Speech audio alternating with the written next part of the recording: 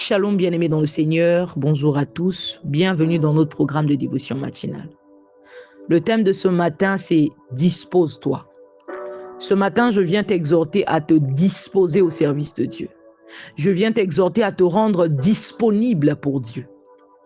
Bien-aimés, avec le temps, j'ai fini par comprendre qu'en dépit de notre appel, en dépit de la mission que le Seigneur nous confie, il y a le fait de se disposer au service de Dieu.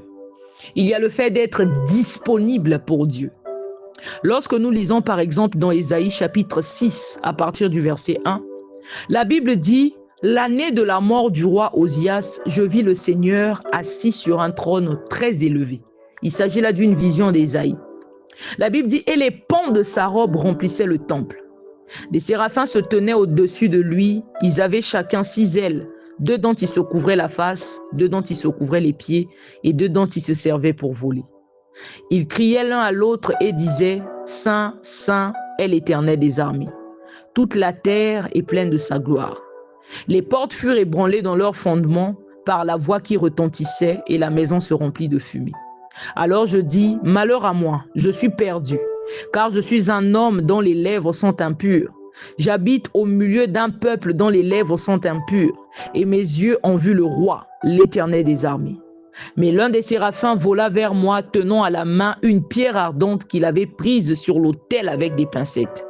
Il en toucha ma bouche et dit « Ceci a touché tes lèvres, ton iniquité est enlevée, et ton péché est expié. » J'entendis la voix du Seigneur disant « Qui enverrai-je et qui marchera pour nous ?» Je répondis « Me voici. Envoie-moi. » Bien-aimé, est-ce que c'est un hasard qu'Ésaïe se soit retrouvé dans la présence de Dieu? Est-ce que c'est un hasard qu'Ésaïe se soit retrouvé là? La question, lorsque Dieu dit « Qui enverrai-je ?» cette question est rhétorique. Dieu n'avait pas besoin de la réponse de quelqu'un parce qu'il savait. C'est-à-dire, Ésaïe s'est retrouvé là exprès. Amen. La Bible dit « J'entendis la voix du Seigneur disant « Qui enverrai-je et qui marchera pour nous ?» Et je répondis « Me voici. » Bien-aimé, est-ce que tu es disposé, en dépit du fait que Dieu t'appelle à son service, en dépit du fait que tu as reçu une mission particulière? C'est-à-dire, il y a des prophètes qui te prophétisent, même toi-même tu rêves, beaucoup de gens t'en parlent, que tu es un appelé de Dieu, tu as une mission, tu as une grande mission à accomplir. Mais est-ce que tu es disposé? Est-ce que tu es disponible? Amen. En dépit de ton appel, en dépit de ta mission, bien-aimé, tu dois être disponible. Tu dois te disposer. Bien-aimé, tu as reçu l'appel de Dieu. Tu as reçu une mission particulière que Dieu t'a confiée. Tu dois être disposé. Tu dois te disposer. Tu dois être disponible. Bien-aimé, quel que soit ton appel, quelle que soit ta mission, tant que tu ne te disposes pas au service de Dieu, tu ne pourras coopérer avec le Dieu de ton appel. La Bible dit que nous sommes ouvriers avec Dieu. C'est une façon de te dire qu'on coopère avec Dieu pour faire l'œuvre de Dieu. On doit coopérer avec Dieu. Le Seigneur Jésus dit, sans moi, vous ne pouvez rien faire. Toi, tu dois te disposer. Sans lui, tu ne peux rien faire. Tu as besoin de lui. Et lui, il a besoin que toi, tu sois disposé. Tu as besoin que tu te disposes. Il a besoin que tu sois disponible. C'est là où vous allez voir quelqu'un qui a un appel de Dieu sur sa vie, quelqu'un qui a une mission particulière que Dieu l'a confiée, mais qui est de foi, c'est-à-dire dont on ne voit pas, je ne sais pas si je dois parler d'impact ou encore les fruits de ce qui est attendu de lui. Amen. Tu n'illustres pas ce qui est attendu de toi. Pourquoi? Parce que tu ne te disposes pas. C'est-à-dire, chez toi, tout s'arrête au niveau des prophéties. Ah, tu es un appelé de Dieu. Ah, toi, tu as une mission. Tout s'arrête là. Est-ce que tu es disponible? Est-ce que tu te disposes? Est-ce que tu es disposé à servir Dieu? Lorsque nous lisons dans Jean chapitre 2, à partir du verset 1, la Bible dit « 3 jours après, il y eut des noces à Cana en Galilée. La mère de Jésus était là. Et Jésus fut aussi invité aux noces avec ses disciples. Le vin ayant manqué, la mère de Jésus lui dit, ils n'ont plus de vin. Jésus lui répondit, femme, qu'y a-t-il entre moi et toi? Mon heure n'est pas encore venue. Sa mère dit au serviteur, faites ce qu'il vous dira. Or, il y avait là 6 vases de pierre destinés aux purifications des Juifs et contenant chacun 2 ou 3 mesures. Jésus leur dit, remplissez d'eau ces vases. Et ils les remplirent d'eau jusqu'au bord. Puisez maintenant, leur dit-il, et portez-en à l'ordonnateur du repas. Et ils en portèrent. Quand l'ordonnateur du repas eut goûté l'eau changée en vin, ne sachant d'où venait ce vin, tandis que les serviteurs qui avaient puisé l'eau le savaient bien, il appela l'époux et lui dit, tout homme sert d'abord le bon vin, puis le moins bon après qu'on s'est enivré. Toi, tu as gardé le bon vin jusqu'à présent. Tel fut à Cana, en Galilée, le premier des miracles que fit Jésus. Il manifesta sa gloire et ses disciples crurent en lui. Bien-aimés, ce que j'aime dans ce récit, c'est que ces vases-là étaient disponibles. Amen. Ces vases qui étaient destinés à la purification des Juifs. J'ai envie d'appeler ça ces vases à usage vil. Bien-aimé, Dieu peut te prendre, il peut me prendre, toi et moi, qui sommes de fois encore en ce moment d'un usage vil. Il peut nous prendre, nous transformer et faire de nous des instruments de gloire. Bien-aimé, le vin n'a pas la même valeur que de l'eau. Dans ces vases, il y avait de l'eau. Mais le Seigneur a donné de la valeur à ces vases au travers de la transformation. Lorsqu'il a changé l'eau en vin, c'est-à-dire l'eau que contenaient ces vases, lorsqu'il a changé cette eau-là en vin, les vases ont pris de la valeur. C'est ce que Dieu fait dans la vie de celui qui se dispose à son service. Celui qui se rend disponible pour lui.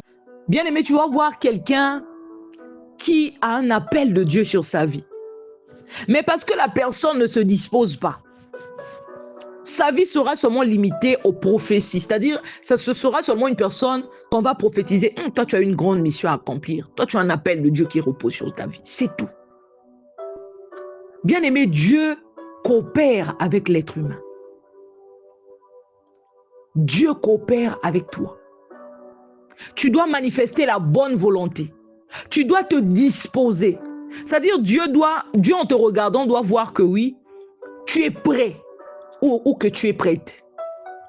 Il doit voir en toi la volonté. Tu dois manifester ce qu'on appelle par la bonne volonté. Tu es appelé à son service, oui. Tu as une mission à accomplir, oui. Mais est-ce que tu te disposes? Parce que se disposer aussi, c'est prendre des dispositions. C'est prendre des décisions. Prendre un engagement. S'engager à servir Dieu.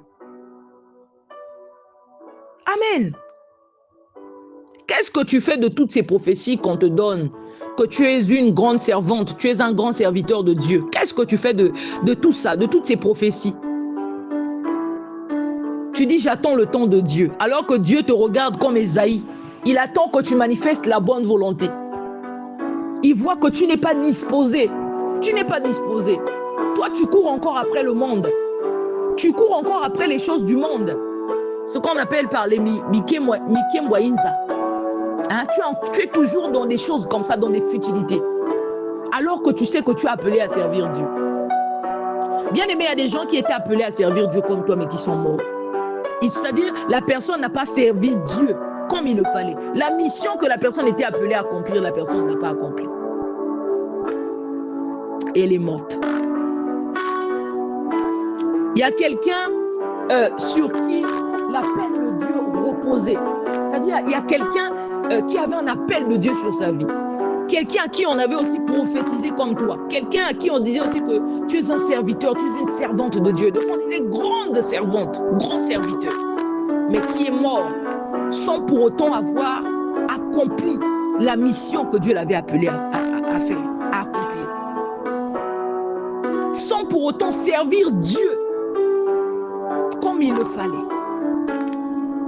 Qu'est-ce que tu fais de tout ce qu'on te dit? Malgré ce qu'on te dit, tu continues de courir après le monde. Malgré ce qu'on te dit, tu es encore là dans des futilités. Bien aimé, lorsque Dieu appelle un homme, vous savez, j'ai comme l'impression que ce que Dieu fait, c'est qu'il prend tout ce dont tu as besoin, il insère ça dans ton appel ou encore dans ta mission. Lorsque tu te disposes au service de Dieu et que tu fais correctement les choses, tu as comme l'impression que tout se met en place naturellement. Il y a des choses que tu ne vas pas forcer. Il y a peut-être des choses auxquelles tu cours maintenant. Tu cours après ces choses jusque-là parce que tu ne te disposes pas. Tu ne te disposes pas, tu n'es pas disposé comme tu dois l'être. Plus tu te disposes, plus Dieu t'utilise. La Bible dit que la moisson est grande, il y a peu d'ouvriers. Lorsqu'on parle de moisson, on parle du travail. Il y a tellement de travail à faire. Dieu a besoin d'ouvriers. Mais cependant, il a besoin des personnes disposées. Il a besoin des personnes disponibles. Tu vas dire, je suis disponible, mais non, tu n'es pas disponible. Parce que toi, tu es entre le monde et Dieu. Tu es entre le monde et ton appel. Tu es entre le monde et ta mission.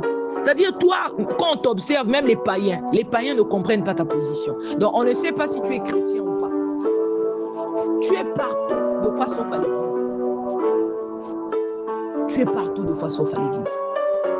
Et tantôt tu es à l'église, tantôt tu es là où tu sais pas. Non. Non. Nous sommes ouvriers avec Dieu. On travaille avec Dieu. Amen. On coopère avec Dieu. On collabore avec Dieu. Bien-aimé, dispose-toi. Dispose-toi, bien-aimé. Prends des décisions. Prends un engagement et sois ferme dans l'engagement que tu vas prendre, dans les décisions que tu vas prendre.